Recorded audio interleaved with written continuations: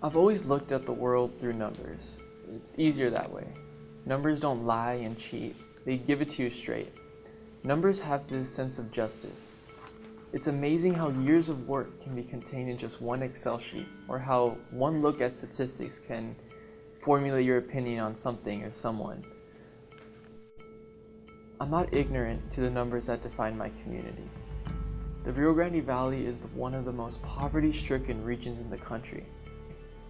People capable of changing this statistic often leave the community unaware of the potential they have to make a difference.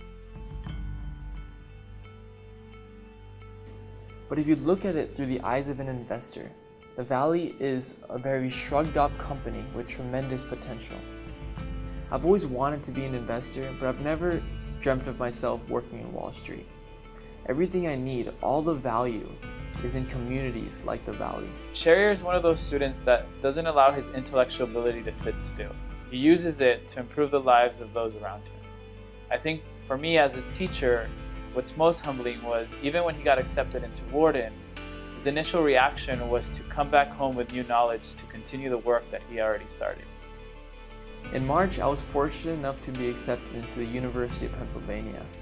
I remember my mom pushing me off to the side while we were celebrating, telling me, "Don't forget to come back home."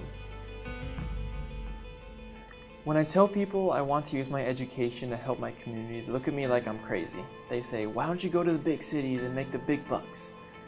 But this constant ignorance for regions like this is the reason why the status quo doesn't change. In the news, we don't focus on these areas, but it's places like these that keep our economy churning and our diversity alive. And it is probably the best value investment I'll ever make.